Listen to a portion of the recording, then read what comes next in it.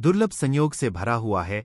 इस बार का श्रावण मास जाने कब शुरू होगा। सावन का महीना साथ में जाने की महादेव पर ऐसी कौन सी चीज है इस बार आपको चढ़ा देनी है जिससे कि आपकी जन्म जन्मांतर की गरीबी समाप्त हो जाएगी। दुख दर्द सब कुछ इस बार भोलेनाथ नष्ट कर देंगे, क्योंकि इस बार जो सावन का महीना है यह बहुत ही विशेष माना जा रहा है। करीब माना जा रहा है कि 100 साल की बात ऐसा सावन का महीना अब की बार पड़ा है जिसमें 7 तरह की दुर्लभ योग बन रही है, जिसके बारे में हम आगे चलकर आपको जानकारी देंगे। मित्रों, आपको हम बता दें कि सबसे पहले हम जान लेती हैं कि 2024 में सावन का महीना कितनी तारीख को शुरू होने जा रहा है। नमस्कार दोस्तों, स्वागत है आप सभी का महायोग टीवी चैनल में। हिंदू धर्म में श्रावण मास का विशेष धार्मिक महत्व होता है।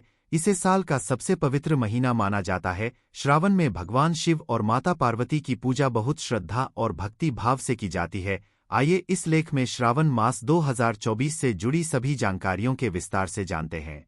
हिंदू धर्म में श्रावण मास का विशेष धार्मिक महत्व होता है। इसे साल का सबसे पवित्र महीना माना जाता है। इस महीने को श्रावण महीना या सावन मास भी कहते हैं। श्रावण में भगवान शिव और माता पर पार्वती की पूजा बहुत श्रद्धा और भक्ति भाव से की जाती है। इस बार के सावन माह 2 दुर्लभ संयोग से भरा हुआ है। पहला तो इस बार श्रावण मास की शुरुआत सोमवार के पवित्र दिन से शुरू हो रहा है। दूसरा, इस बार पूरे सावन में कुल 5 सोमवार के दिन पड़ेंगे। ऐसे में आइए इस श्रावण मास से जुड़ी सभी जानकारियों के विस्तार से जानते हैं। श्रावण 2 तिथियां। इस साल का सावन बहुत खास है क्योंकि इसकी शुरुआत ही भगवान शिव के दिन यानी सोमवार से हो रही है। साथ ही इस सोमवार को प्रीति आयुष्मान योग के साथ सर्वार्थ सिद्धि योग भी बन रहा है।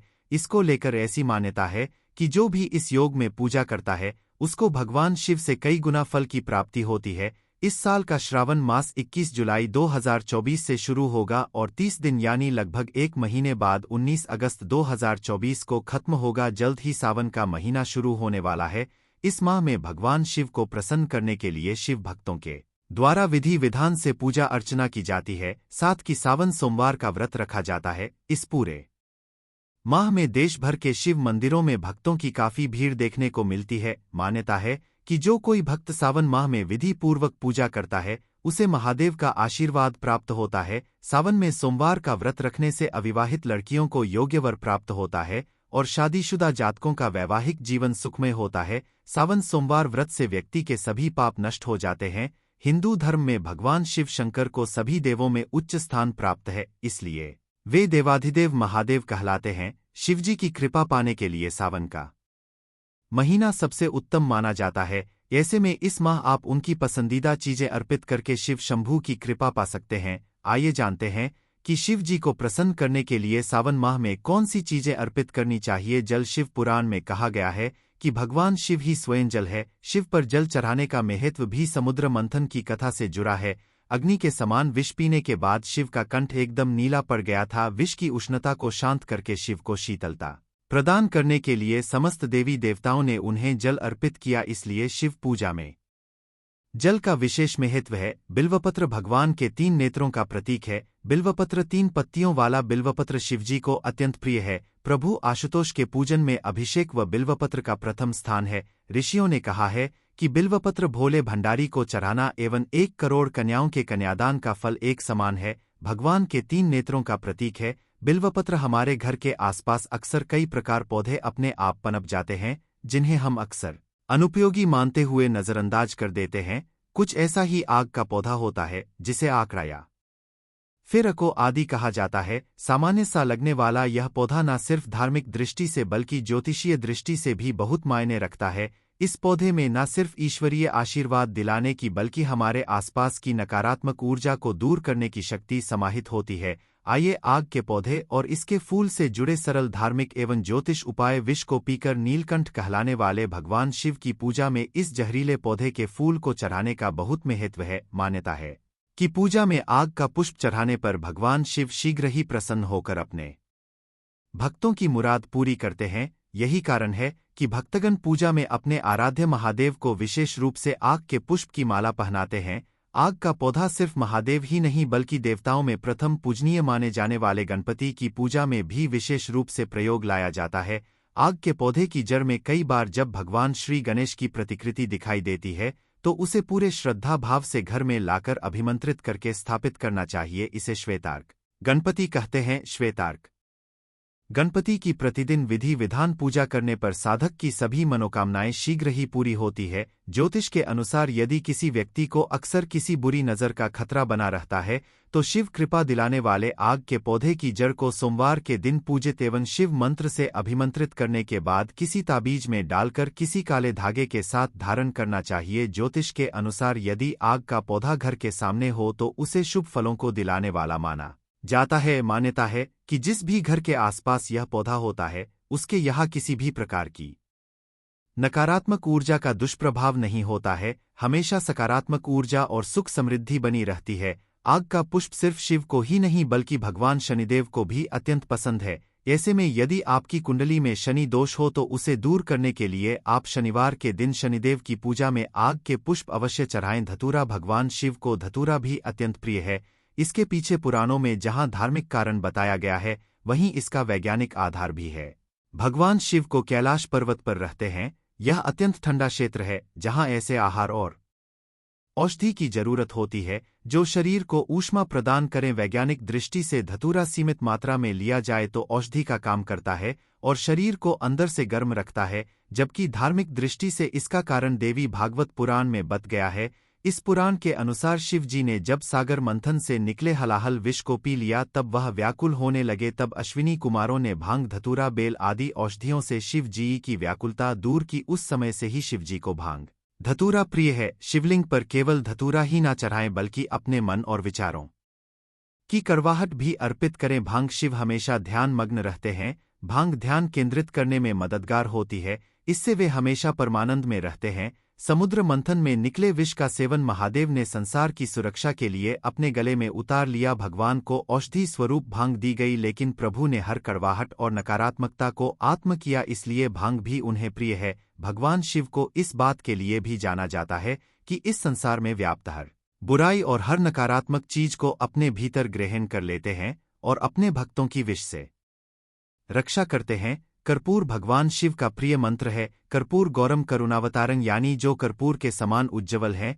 कपूर की सुगंध वातावरण को शुद्ध और पवित्र बनाती है। भगवान भोलेनाथ को इस मह से प्यार है। अतकर्पूर शिव पूजन में अनिवार्य है। दूध श्रावण मास में दूध का सेवन निषेध है। दूध इस मास में स्वास्थ्य के लिए गुणकारी के बजाय हानिकारक हो जाता है, इसीलिए सावन मास में दूध का सेवन न करते हुए उसे शिव को अर्पित करने का विधान बनाया गया। चावल को अक्षत भी कहा जाता है और अक्षत का अर्थ होता है जो टूटा ना हो। इसका रंग सफेद होता है। पूजन में अक्षत का उपयोग अनिवार्य है। किसी भी पूजन के समय गुलाल, हल्दी, अबीर और कुमकुम अर्पित करने के बाद अक्षत चढ़ाए जाते हैं। अक्षत न हो तो शिव पूजा पूर्ण नहीं मानी जाती। यहाँ तक कि पूजा में आवश्यक कोई सामग्री अनुपलब्ध हो तो उसके एवज में भी चावल चढ़ाए जाते हैं। चंदन का संबंध शीतलता से है। भगवान शिव मस्तक पर चंदन का त्रिपुंड लगाते हैं।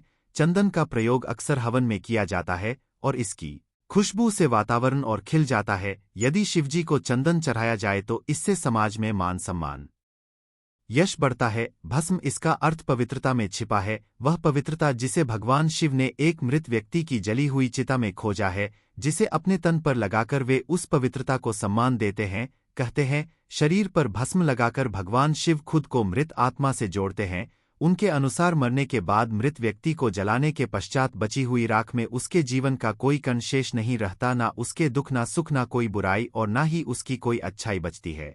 इसलिए वह राख पवित्र है, उसमें किसी प्रकार का गुण अवगुण नहीं है। ऐसी राख को भगवान शिव अपने तन पर लगाकर सम्मानित करते हैं। एक कथा यह भी है कि पत्नी सती ने जब स्वयं को अग्नि के हवाले कर दिया तो क्रोधित शिव ने उनकी भस्म को अपनी पत्नी की आखिरी निशा मानते हुए तन पर लगा लिया ताकि सती भस्म के कणों के जरिए हमेशा उनके साथ ही रहे। रुद्राक्ष, भगवान शिव ने रुद्राक्ष उत्पत्ति की कथा पार्वती जी से कही है। एक समय भगवान शिव जी ने 1000 वर्ष तक समाधि लगाई। समाधि पूर्ण होने पर जब उनका मन बाहरी जगत में आया तब जगत के कल्याण की कामना वाले महादेव ने अपनी आंख बंद की, तभी उनके नेत्र से जल के बिंदु पृथ्वी पर गिरे। उन्हीं से रुद्राक्ष के वृक्ष उत्पन्न हुए और वे शिव की इच्छा से भक्तों के हित के लिए समग्र देश में फैल गए। उन वृक्षों पर जो फल लगे वे ही रुद्राक्ष हैं। श्रावण में क्या होता है?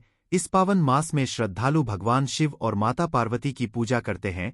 श्रावण मास में ज्यादातर श्रद्धालु सोमवार के दिन व्रत रखते हैं और भगवान शिव की शुद्ध मन से पूजा करते हैं। अविवाहित लड़कियां श्रावण के हर मंगलवार को मंगलागौरी का व्रत रखती हैं। कुछ महिलाएं मनचाहा पति पाने के लिए सोमवार व्रत करती हैं और भगवान शिव का आशीर्वाद प्राप्त करती हैं। श्रावण के दौरान कांवड़ यात्रा भी बहुत प्रसिद्ध है, जिसमें श्रद्धालु पवित्र गंगा के पास विभिन्न धार्मिक स्थानों पर जाते हैं और वहां से गंगाजल लाकर शिवरात्रि के दिन भगवान शिव को चढ़ाते हैं। श्रावण का महत्व समुद्र मंथन की कहानी हिंदू धर्म के ग्रंथों के अनुसार समुद्र मंथन के समय निकले सारे जहर को भगवान शिव ने पी लिया था। ऐसा उन्होंने इसलिए किया क्योंकि वह विष इतना खतरनाक था कि वह पूरी दुनिया को खत्म कर सकता था। भगवान शिव ने सारे विष को पीकर दुनिया और जीव जंतुओं को बचा लिया, लेकिन वह जहर उनके गले में ही रह गया। इसी वजह से उन्हें नीलकंठ कहा जाता है। इसके बाद सभी देवी देवताओं और राक्षसों ने भगवान शिव को गंगाजल और दूध पिलाया ताकि जहर का असर कम हो सके। यही कारण है कि श्रावण में लोग दूर दूर से गंगाजल लाकर भगवान शिव को चढ़ाते हैं। श्रावण पूजा विधि: श्रद्धालु सुबह जल्दी उठकर पूजा शुरू करने से पहले स्नान करें, भगवान शिव और माता पार्वती की प्रतिमा रखें, दीप जलाएं और प्रार्थना करें। शिव चालीसा, शिव तांडव स्तोत्र और श्रावण मास कथा का पाठ करें। शिव मंदिर जाएं और शिवलिंग पर पंचामृत, दूध, दही, शक्कर, शहद और घी चढ़ाएं। शिवलिंग पर जल चढ़ाएं और फूलों और बेलपत्र से सजाएं। बेलपत्र भगवान शिव को बहुत प्रिय है। भगवान शिव को मिठाई का भोग लगाएं। अंत में भक्तों के माथे पर चंदन का लेप लगाएं और इत्र छिड़ के आपको खुलकर भी नहीं करना चाहिए। चलिए जान लेते हैं। हिंदू धर्म और ज्योतिष के अनुसार सूर्यास्त के बाद कुछ ऐसे कार्य होते हैं जिन्हें नहीं करना चाहिए। उन्हें करने से घर में रोग, शोक और संकट पैदा होते हैं और साथ ही देवी लक्ष्मी रूठ जाती है। आओ जानते हैं उन्हीं कार्यों में से 10 ऐसे कार्य जिन्हें भूलकर भी नहीं करना चाहिए, वरना आप पछताएंगे। सुबह उठकर गलती से भी ना करें। यह 7 काम दिन की शुरुआत हमारे पूरे दिन के स्वास्थ्य और काम को प्रभावित करती है। अगर शुरुआत ताजगी भरी होगी तो पूरे दिन स्फूर्ति बनी रहेगी। एक और जहां कुछ आदतें सेहतमंद बनाती हैं, वहीं कुछ बातें ऐसी भी हैं जो आपको बीमार कर सकती हैं। सुबह जल्दी सोकर उठना एक अच्छी आदत है। हम में से कई लोग ऐसे होंगे जो सुबह उठकर पानी पीते होंगे, कुछ मेडिटेशन करते होंगे, कुछ वर्कआउट करते होंगे तो कुछ मॉर्निंग वॉक पर जाते होंगे। एक और जहां यह सभी आदतें सेहतमंद जीवन शैली का हिस्सा है, वहीं कुछ आदतें ऐसी भी होती हैं जिनका हमारे स्वास्थ्य पर बुरा असर पड़ता है। हाल में हुए एक सर्वे के मुताबिक दिन की शुरुआत हमारे दिन भर के स्वास्थ्य को प्रभावित करती है। अगर शुरुआत ताजगी भरी होगी तो पूरे दिन स्फूर्ति बनी रहेगी। एक और जहां कुछ आदत सेहतमंद बनाती हैं, वहीं कुछ आदतें ऐसी भी हैं जो आपको बीमार कर सकती हैं। में यह जानना बहुत जरूरी हो जाता है कि वह कौन से काम हैं जो सुबह उठने के बाद नहीं करने चाहिए। एक, धूम्रपान करना। यूं तो धूम्रपान चाहे किसी भी वक्त किया जाए नुकसानदेह ही होता है, लेकिन सुबह सोकर उठने के तुरंत बाद सिगरेट पीना बहुत अधिक खतरनाक हो सकता है।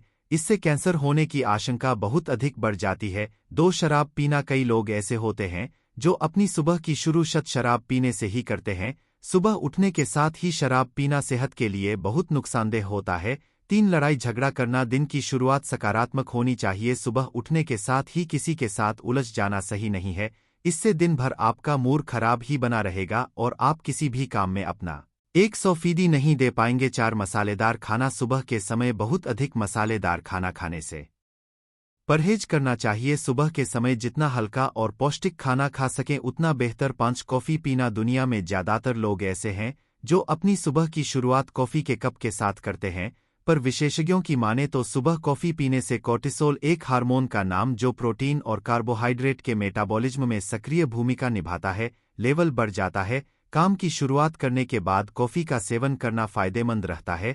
6, भड़काऊ चीज़ें देखना। अगर आप भी सुबह उठने के साथ ही टीवी खोलकर बैठ जाते हैं तो इस बात का ख्याल रखें कि आप कुछ भी ऐसा ना देखें जो भड़काऊ हो। इसका सीधा असर आपके काम और मूड पर पड़ता है। इधर उधर पड़े रहना। हम में से ज़्यादातर लोग ऐसे होंगे जिन्हें सुबह उठना पसंद नहीं होगा। कुछ तो ऐसे भी होंगे जो सुबह बिस्तर से उठने के बाद घर में ही इधर उधर लेट जाते होंगे। यह एक गलत आदत है जिसके चलते आपकी नींद पूरी होने के बावजूद आप फ्रेश महसूस नहीं करते। कि कभी किसी अन्य व्यक्ति का झूठा खाना नहीं खाना चाहिए। शास्त्रों में भी झूठा खाना खाने को मना किया जाता है। हिंदू धार्मिक शास्त्रों के अनुसार जो व्यक्ति झूठा खाना खाता है या खिला है तो वह पाप का भागीदार बनता है। उसके ऊपर हमेशा नकारात्मकता का संचार बना रहता है।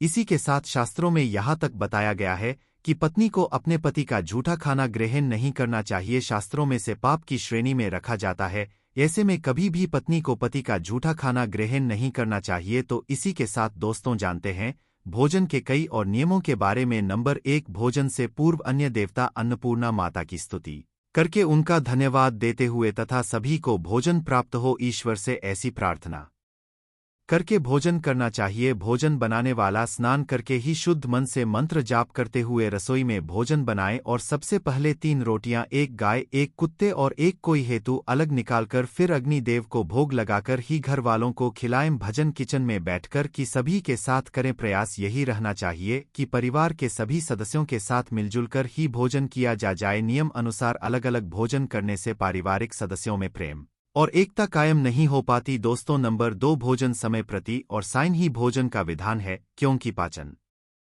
क्रिया की जात रागिनी सूर्य उदय से 2 घंटे बाद तक एवं सूर्यास्त से 2 घंटे पहले तक प्रबल रहती है। जो व्यक्ति सिर्फ एक समय भोजन करता है वह योगी और जो 2 समय करता है उसे भोगी कहा जाता है। एक प्रसिद्ध लोकित है, सुबह का खाना स्वयं खाओ, दोपहर का खाना दूसरों को दो और रात का भजन दुश्मन को। तो दोस्तों नंबर 3, भोजन की दिशा भजन पूर्व और उत्तर दिशा की ओर मुंह करके ही खाना चाहिए। दक्षिण दिशा की ओर किया हुआ भोजन प्रेत को प्राप्त होता है।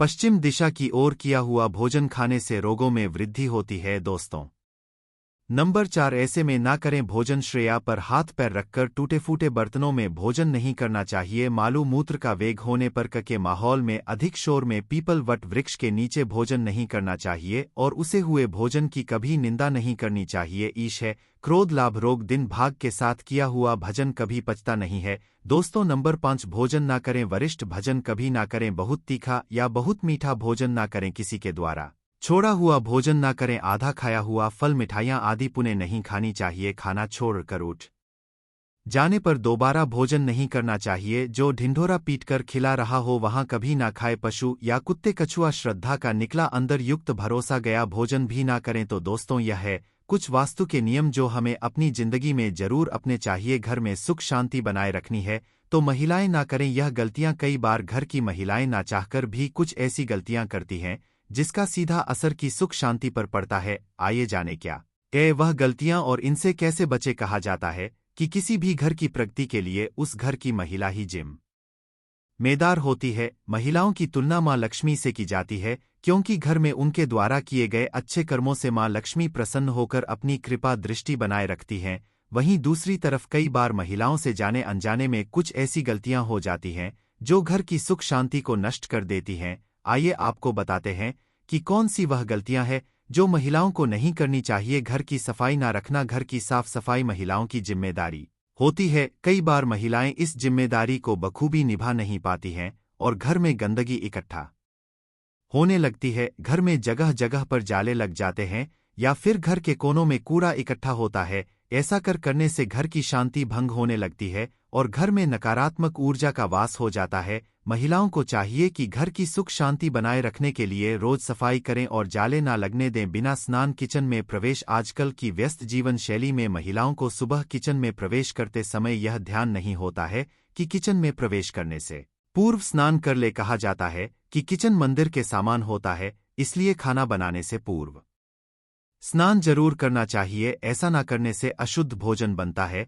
और घर के सदस्यों का मन भी अशुद्ध होने लगता है जिससे घर की सुख शांति नष्ट होने लगती